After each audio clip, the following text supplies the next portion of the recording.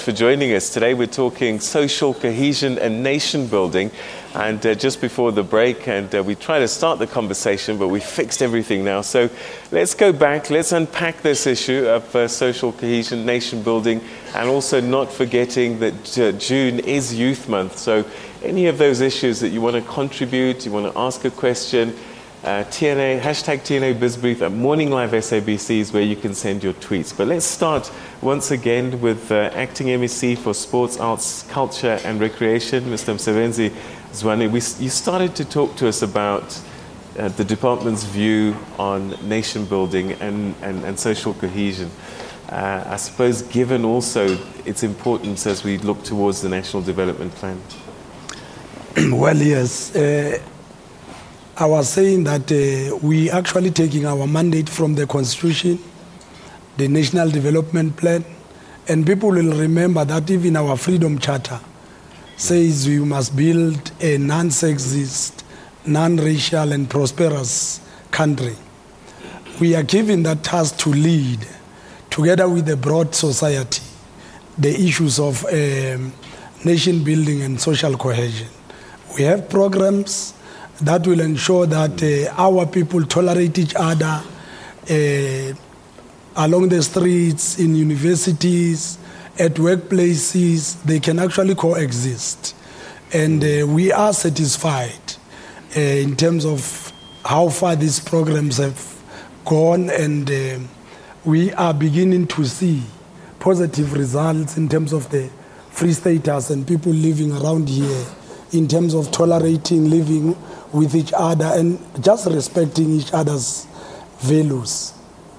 All right, MEC, thanks very much for your opening thoughts, and I think we can explore quite a lot about that. And just before the break, I was saying to you, Vice Rector Maketa, that in many ways the university is a microcosm of society, because you get everybody there in one place. They're equal before the education system, and so I wonder what you see there and the things that come to mind for you when we look at social cohesion and nation building. Okay, what comes to mind out of what I see on campus at the University of the Free State is that, one, the kind of leadership you have must be the kind of leadership that is ready to embrace everyone from every corner of the world. We have international students on campus, and every student is our student. Now, when people have chosen to live and work in South Africa, and they want a sense of belonging, and they want their differences celebrated, it is what we realize that if we push for it, if we open our hearts, it's a courageous journey, but we need to take it. It's about relationships built among people. It's about relationships towards government and the state, and it's about relationships with the general community and business. Okay, again, great first thoughts. Prof, if you can add to that, and I want you to perhaps speak a little bit social cohesion. We talk about this National Development Plan and why it's so important that we have this social cohesion to build the nation and to get to this National Development Plan. No, thank you very much. Of course, I also take my cue from the Constitution, which has been converted into a strategic document which we now call the National Development Plan, and though one may have differences with the kinds of interpretation, the diagnostic report of the National Planning Commission and also the strategies being set up by the NDP is a very, very, very good and solid starting point. And two of those would be uniting all South Africans around a common program to achieve prosperity and equity, and the second one would be promoting an active citizenry to strengthen development, democracy and accountability. Now, of course, universities, with regard to its major mandate and functions, have to play a key role with regard to developing the capable state, but in the same movement also develop a socially cohesive society, which, and I also agree with the NDP on that score, is a prerequisite for dealing with our three major challenges, which is poverty, inequality, and unemployment, of course. Okay. Mr. Makone, as the chairperson of the South African Youth Council, the bulk of this country is young. We're one of the youngest nations on the continent in the world. So a lot of the challenges that the country faces is going to fall on the young people. In Youth Month, what are your biggest concerns, and how can young people, I guess, be part of this social cohesion and nation building? Well, Peter, let me start by saying a few years back when the President of the Republic addressed the young people, he gave us a task, and he said the task of the youth is nation building. And you will realize the manner in which we mobilize the youth, it is based on that understanding, that we are the future and the future belongs to us. And the manner we do things today will determine that future. As we go forward, it is important to say the youth of 1976 did their work in ensuring that they fight for democracy and freedom. The youth of today have got their task. And I think Professor have already spoke about the triple challenges. You see today in our societies, the high level of abuse of substance by the youth, precisely because of these triple challenges. This is our responsibility. And on a number of occasions we have done so. On the level of lobby and advocacy, we have done so. The existence of the Youth Accord today is precisely because of our work. When people see campaigns on the ground, they don't think that these things started somewhere, because the youth have advocated for them. We've got the national youth policy today. It's because of lobbying and advocacy by the youth themselves. So we say the youth of 1976 have done their part, and we are clear in terms of what role should we play in 2015. What role is that? We've already said we mobilize the youth. Yeah. We've already said the role of influencing all stakeholders. We've already said all these particular policy positions that we have spoken about, as presented in the network, come from us. We've already said the participation of the youth in the Presidential Youth Working Group and even in the PICC is because of our work. These things, people do not realize them because they happen most of the time behind closed doors. But the reason why today there is an expansion in terms of access to education is because of our advocacy. The reason why today there are free sanitary towels in our communities for young girls who do not afford in rural communities is because of the youth. So there's a lot that we are doing currently, which the youth of 1976 could not do because they had to fight for freedom. We've got this responsibility to fight for free education in our lifetime. MEC, you talked a little bit earlier on about learning to tolerate each other, learning to get on with each other. And, you know, 2010, I came to the Free State to cover the World Cup. And I met some black kids and some white kids. And the black kids will go into white areas, no problem. I asked a few of the white kids if they'd been to Mangaung, and hardly any had done that. How far have we gone since 2010? If I went to talk to these same people, have things changed? Well, let me say we are on course. We have recently had respected our national days in terms of your freedom days, where we took all our people, black and white, under one roof and celebrated those days. Recently we had the Africa Day, celebrated in the Free State, despite the fact that we had 17 other countries from Africa. We also had our population here in their various ethnic groups, and whites were also there. So we are moving on in terms of uniting our people.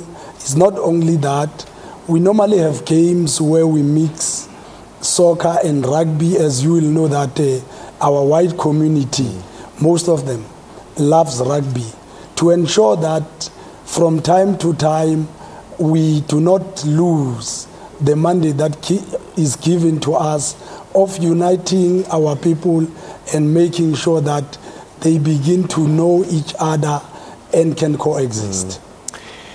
All right, I'm going to come to the academics because I like the idea of university. They're forced to be together, and that's a brilliant thing because that's where the experiment starts, and we hope that from there the society moves on. The OECD defines social cohesion as a cohesive society that works towards the well-being of all its members, fights exclusion and marginalization, creates a sense of belonging and promotes trust and offers its members the opportunity of upward mobility. And I'm just wondering about this sense of belonging because I wonder if everybody feels like they've got a place and they feel like they belong. Your thoughts? Okay, I think as higher education in South Africa, we are working hard to make sure that there's a sense of belonging. But let me talk about the University of the Free State. We have had too many challenges that actually forced us to actually face this because half the time we run away from the challenge that there's fears, there's hurts, there's pain, and there's anger. And when people do not know enough about the other, it becomes very difficult to shift from where they stand. And therefore, in our environment within higher education at the University of the Free State, we make sure that where we have an opportunity, we bring all the students together. For instance, we have a program, UFS 101, without focusing on the University of Free State too much. UFS 101 forces every first-year student to be in a program where they sit and they work with other students from other countries of different races and gender. And if you don't, and it helps you understand the history of South Africa and to understand why the challenges that we have and how to go about them. So by the time you graduate, this module is critical. If you don't get it, it doesn't matter whether you registered for agriculture degree or for economic degree. Without this aspect, you don't graduate. But the sense of passing a belonging. test, getting through an exam is one thing. Isn't it about changing the heart and mind? Yes. In the beginning, when you don't expose a person to something different, it becomes difficult to change the mind. You have to bring them into an environment that challenges them to make a shift. And once they are there, it begins with anger because you are fighting the system that is changing how you see the world. And then with time, you make up your mind. And when you understand where South Africa wants to go, when you understand what stands in the preamble of our country, when you understand the quote, the starting quote of the National Development Plan that talks about celebrating diversity, that talks about a sense of belonging, you then take your own journey. It's a journey.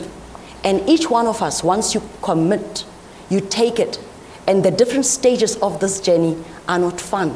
But once you have dealt with the anger, in a supportive environment, we make sure that when you get to that stage where you are angry with life and you hating everybody around you, you have a support system that help you cross over to actually be happy and realize that you actually owe it to yourself to be happy and therefore to affect other people's lives differently in a positive way.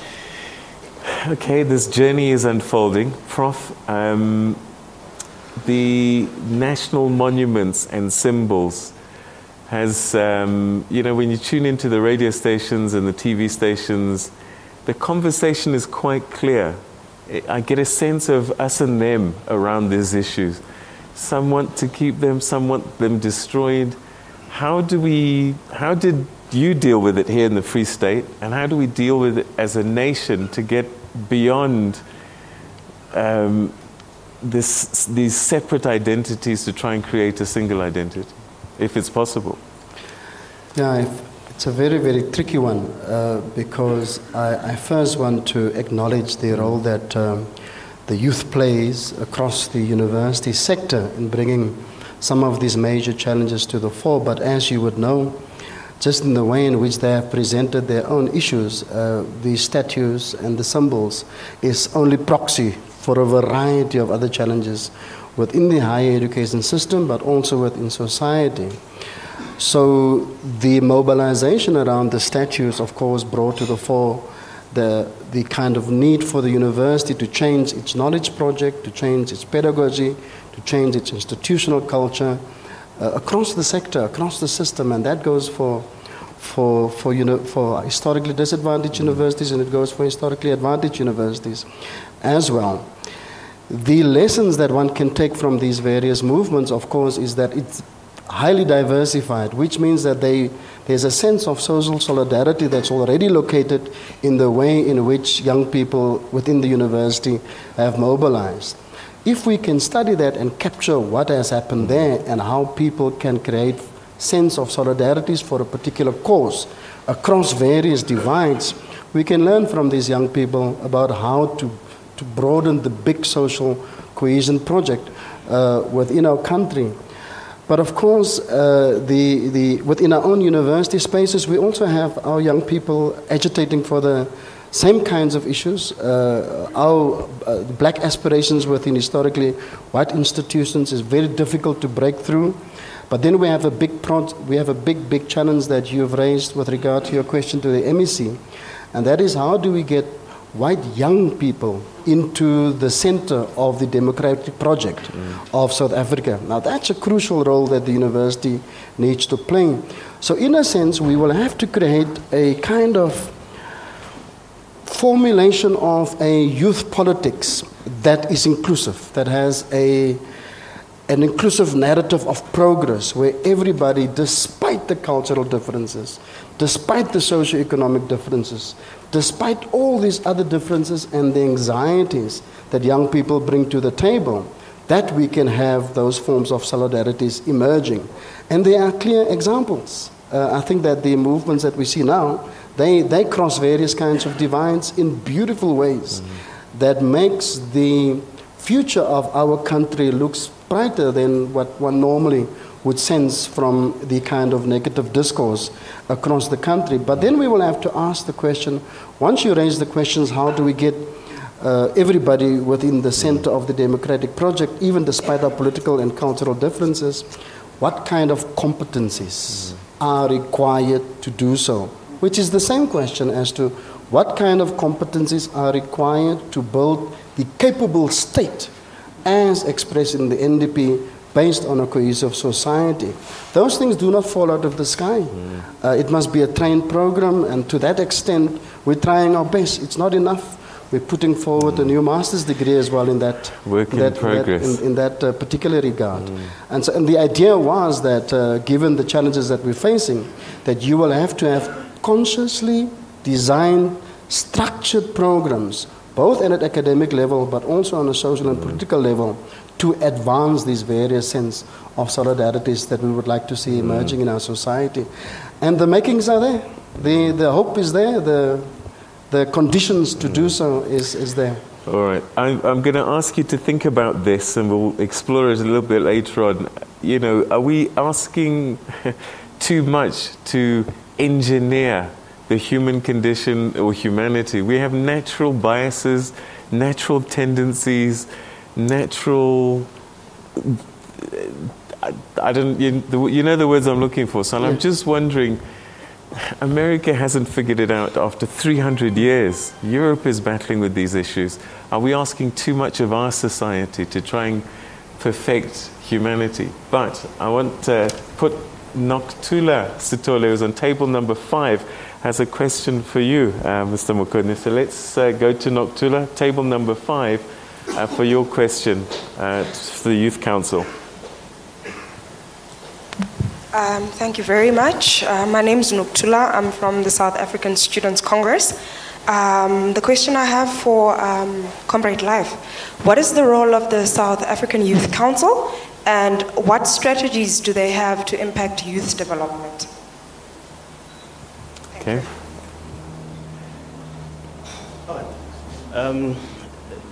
The South African Youth Council is an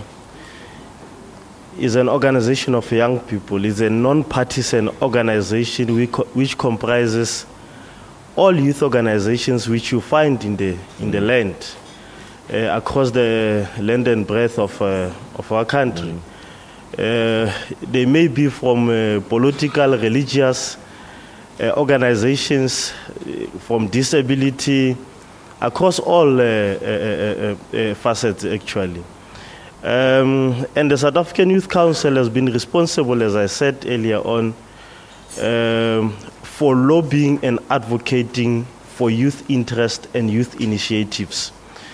You would see when you look at the National Youth Development Agency, is more focused on actual work on the ground in terms of developing young people and their initiatives in terms of whether it's in business or in education and the likes.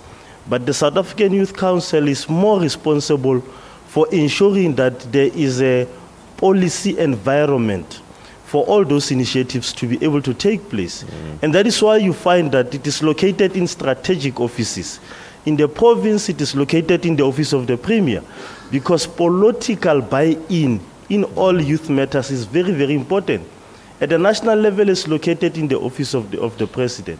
So it is very, very important for all youth organizations to understand the significance of affiliating to the South African Youth Council. And so far, we have not charged them for affiliating. I think we must think so. Because normally when you put a price on something, people tend to go and buy it. So far, the affiliation is free, and people are still dilly-dallying in terms of affiliating. So I think it's very, very important to mention that.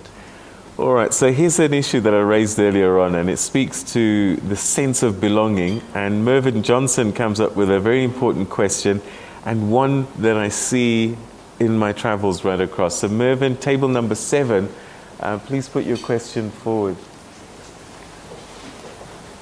Good morning, distinguished guests.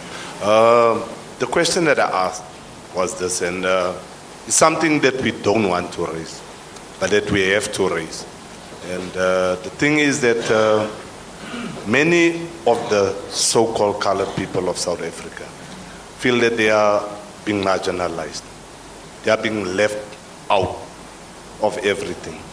And the thing is that it is a reality, whether we want to face it or whether we don't want to face it. Because South Africa is a rainbow nation, and it's a country of cohesiveness. And that is what we should start doing in this country. Not that we want to tell everybody what to do, but it is something that comes from deep within, from each and every one of us in this country. And I think the time has come for us to start standing together in this country. And I also think that it is time for each and every one of us to open our hearts and open our minds and see what is really going on in this country. It is time for us to start standing together, and it is time for us today to really take everything that we have and start building this country into one of the greatest countries the world has ever seen. And the only way we're going to do it is through cohesiveness and through social acceptance of each other. Because that is what breaking apartheid is all about. Thank you very much. All right, okay. So, and we know what to do, MEC, and I want to comment from you as well. We know what we ought to do, and I think the last time I asked this question, I was in the Northwest, and I got a sense that, listen, it's up to you. You belong if you want to belong. If you don't want to, it's a choice you make. But the reality is that people, colored people, feel they weren't white enough in the previous dispensation, they're not black enough in this one, and white kids feel like they're apologizing all the time and saying sorry. How do we create this space that people feel like they belong? I mean, this is an urgent cry, I think. Well, I think without defending government, we are one of the good examples in the Free State. If you look in the makeup of our cabinet, we now have an MEC who comes from a colored community. We have been around the Free State in colored towns. If you go to Heidedal, they will tell you that the Free State government has been there talking to them. You go to Kronstadt, you go to Velkom, just to mention a few towns. we have addressed white communities, brought them together, listened to them, gave them our views in terms of the importance of moving Free State forward together to build a nation. And we are, of course, happy about the response in the province. So we believe that it is a journey. We have started, we are working on it. It's not only up to us, but everybody has a task. The broader society has also a task to also bring their side on the table so that we can all move together. Whose job is it to make Mr. Khaled feel included? I think let me come in here. Yeah. And I'm glad the MEC spoke about the leadership and how. We normally say you need to see yourself in the picture. So if in the leadership you don't see yourself, you don't see a black woman, you don't see a white woman, you don't see a colored, it reflects on our focus, not just what we do.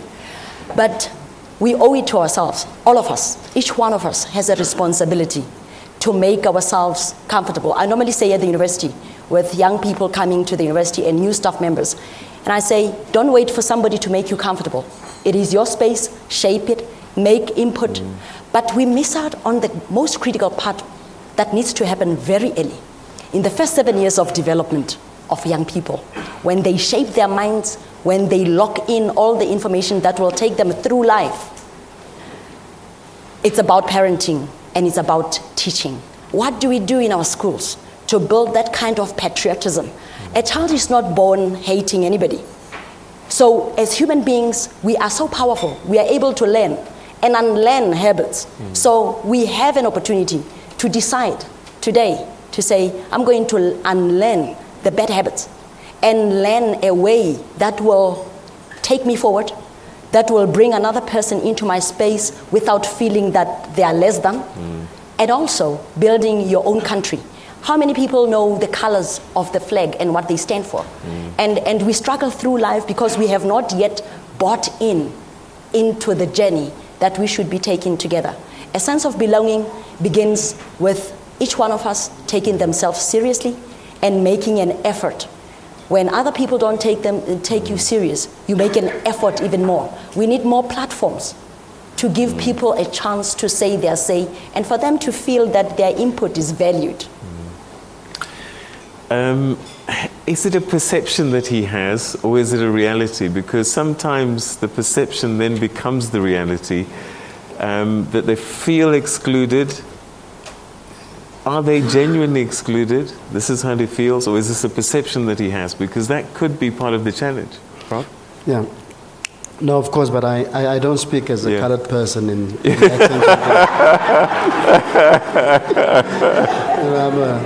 I see myself as a black South African, so but I do understand the challenges because the empirical evidence also shows, just in terms of the trends vis-a-vis development and education, that South African blacks and colored youth, they are lagging far behind with regard to the other two racial groups. And I'm sorry to use these terms. My apologies for the audience and the viewership. Just to make sense of what I'm trying to say. And that, of course, generate various forms of perceptions as well within the community that sees themselves as colored. But I must say that the overall indicators vis-a-vis progress across the various groups since 1994 point to an upward trend for all the groups as well. So one has to be very careful because you don't want to slip into a kind of nationalist politics with regard to various groupings as well. So it's a very, very tricky question. And so the idea would be is that what kind of politics are we practicing that create a sense of inclusion, that doesn't make communities feel outside of that particular practice. And there we have to look at our own political practice, both nationally and on other levels as well. Do we create a sense of political practice that makes different kinds of communities feel part of a bigger project of progress, even if we differ culturally in so many different kinds of ways, and historically as well. And I think if we start there, of course, then one can work against those kinds of perceptions, which sometimes have empirical bases as well. And one can also broaden the kinds of solidarities that are required for us to work towards a united South Africa. Now, the notion of social cohesion is not only a fuzzy feeling. It's not something about I like you, and but love is also a competency. It's a skill.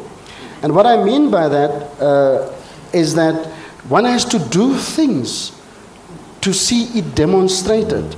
And one of those things is to work for people that are the so-called unfortunate in our society, is to focus on what is it that they require, even if they are far away from your own cultural experience.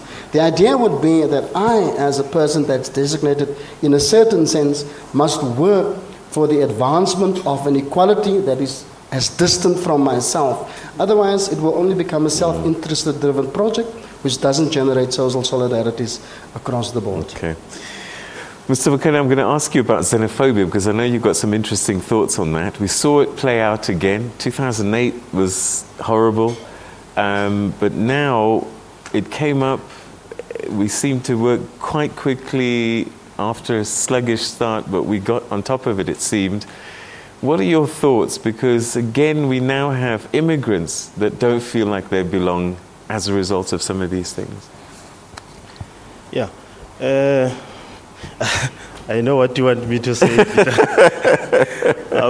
Look, I believe that as a country we have proven to the rest of the world that we are not reckless people. We've been able to live side by side with Africans in our country, and we have not really had fear of foreign nationals. And I'm coming to where you want me to come.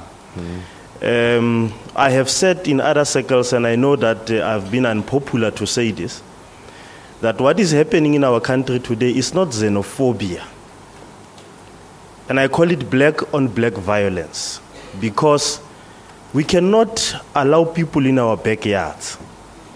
We cannot give people our houses to do business. We cannot go to salons to do our hair and nails. And all of a sudden, one day, we are afraid of these people. Because xenophobia has got to do with a fear of foreigners. So we are not afraid of Africans. We have lived with them in our country for a very long time.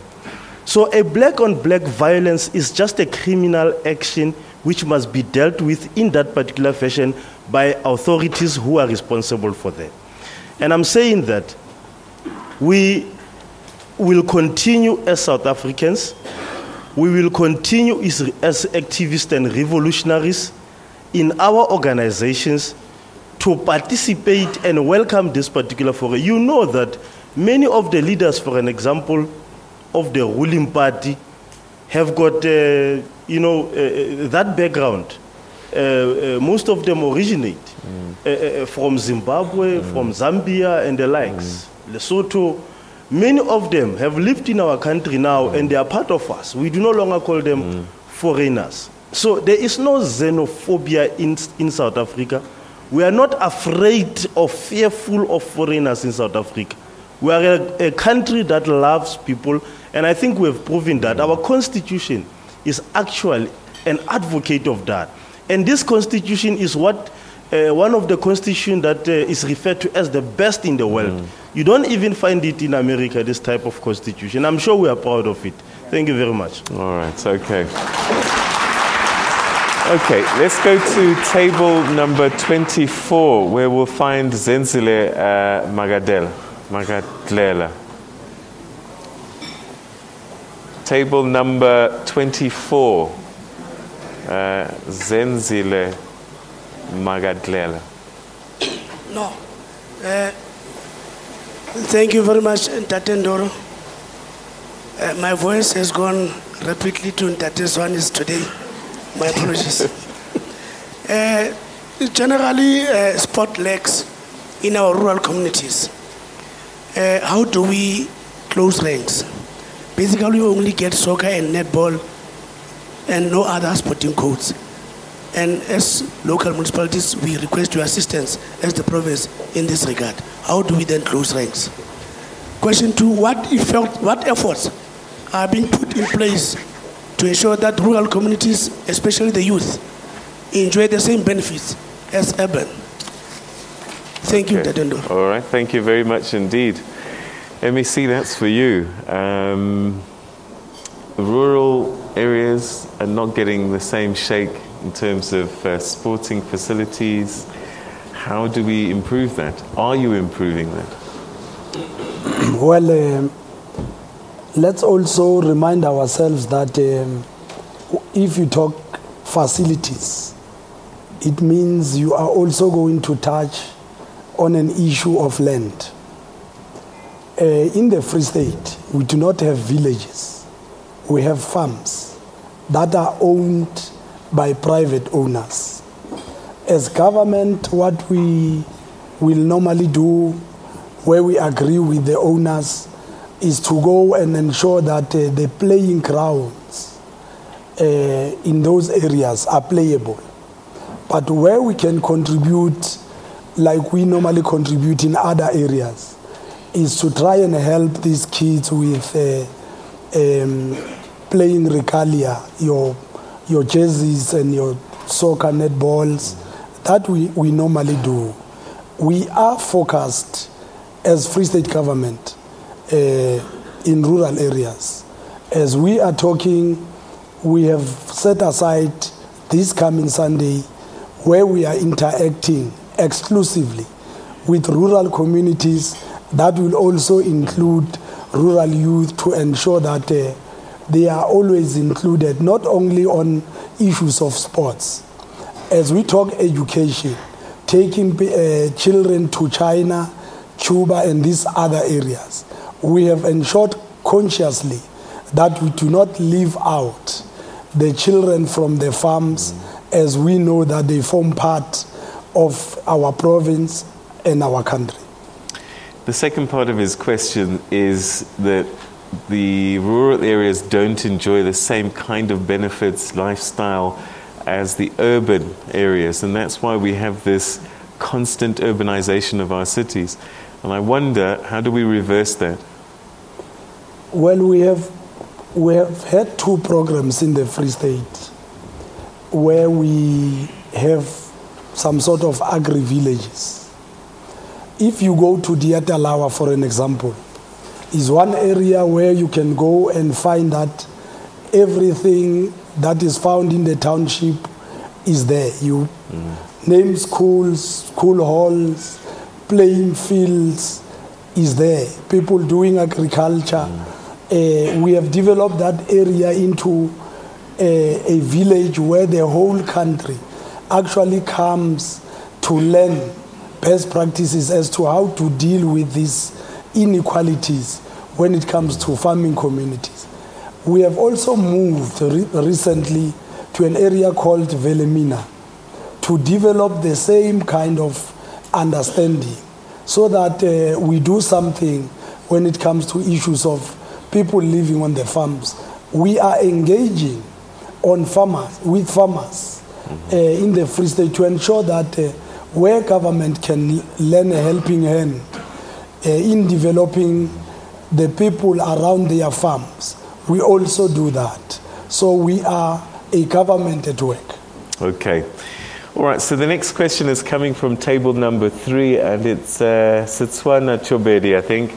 And maybe MEC Tate Mekho is here. I'm glad you're here, because maybe this is a question you can comment on as well.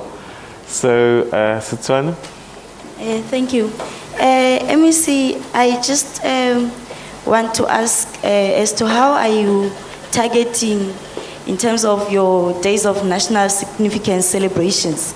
Because we see people being bused to a particular place, celebrating in a form of entertainment, which is not really educating. We hear speeches. But I think it's also proper, artistically, to convey the message about social cohesion and nation building in a form of industrial plays and all those things. Because speeches alone, they are not enough. As you are responsible for the Department of Sports, Arts and Culture, I think that would be relevant. And also to Mr. Life Mugoni, the South African Youth Council has been doing a great job, but I also want to advise them to advocate and lobby for civic and religious education to be incorporated in the curriculum, because that alone can assist us a lot. We would find a situation where younger generation does not know the significant and the paramount importance of your national symbols. If civic education can be incorporated as a subject in the curriculum, that can assist us a lot to build a better future with cohesion and unity. Thank you. All right, thank you very much indeed. We'll start with you, MEC. Speeches. Well, speeches forms part of our celebration. We should agree that they play a pivotal role in reshaping and directing our people in the province. But I agree that they should not be the only form of celebrating our national days. This month, Youth Month, we have rolled out a number of activities, as Tswana would want to hear them. A day before yesterday, I myself was in Paris talking to more than 500 young people in terms of their view as to what should we do during this month to actually celebrate this June month. And you'll be fascinated as to how young people think. One of the issues that they have raised and we're going to address on the 21st of this month is a debate in terms of issues that are a problem around their areas. They have mentioned violence in schools, usage of drugs, crime, and a number of issues. And on the 21st, we'll have young people in Paris debating amongst themselves as to what should be done in order to reshape and refocus the young people to the right direction. If you go to an area like Pumelela, they have started their own cast that will roll out for the next 3 months, where they are addressing various issues of their life. It's not only that. We have talked with artists like Tony Khoroge, we have talked to David Kau, who will also be part of the celebration of this June month. So we have activities galore in terms of ensuring that our people themselves, our artists, are also part of the celebrations during these days. Okay, and more speeches as well, I'm sure. Okay. And I want the educators as well as MEC Mekho to address this one. What about civic education in the curriculum, not just in high schools but in universities? Is that happening? Okay, remember earlier I spoke about UFS 101? Yes, so that's it. It is the platform where it's happening, but many more platforms within student affairs. In fact, within the whole higher education environment, student affairs plays a crucial environment, a role when it comes to learning beyond the classroom. Okay. MEC Tate Mekho, are we teaching our kids, can we get a microphone to the MEC over there, about the symbols, the flag, what those colors are, and where blue should be at the bottom or the top of the flag? Do we know? No, thanks, Peter. I just wish that South Africans could spend some more time with their children. Yes. And look into their textbooks. Because you'll realize that as early as the foundation phase, children are taught the national symbols. The flag is there, the national bird, the national animals, all those things are the national anthem. And in our schools now, children do sing the national anthem, they recite the preamble of the Constitution. So all these things have been done. So I just want to ask South Africans, spend time and check some of your content of the textbooks of the children.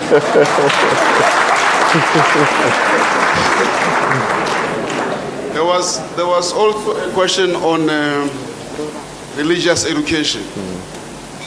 You know, when my son was doing, I think, grade 4 or grade 3, I learned how Islam came to South Africa for the first time in my life. So you won't do yourself a disservice if you look at that, because you'll learn a lot about the total religion. We don't have Christianity. We teach children about all the religions of South Africa. And we are actually empowering them. Then they can decide to be what they ever want to be. But you can't discriminate based on religion. And also, I just want to say lastly that, Peter, that the Freedom Charter has been the first document that promotes social cohesion. Because this Congress of the People included, you know, different formations. Congress of Democrats, which was largely white community, Colored People's Congress, African National Congress, and many others. And they all came together to say, South Africa belongs to all who live in it, black and white. And I think it says at the end, these freedoms we shall fight for, side by side, until we have won our liberty. That is why the program continues. Thank you very much. All right, thank you very much indeed. Okay, we're going to take a quick break, and don't forget you can participate via Twitter as well. We'll look at some of your messages, and then after the break I'd like to explore perhaps patriotism. Is it something that can be taught, or is it something you just feel? I wonder. We'll get to our panelists to engage with that. Okay, so stay with us and we'll see you right after this break, and don't go away.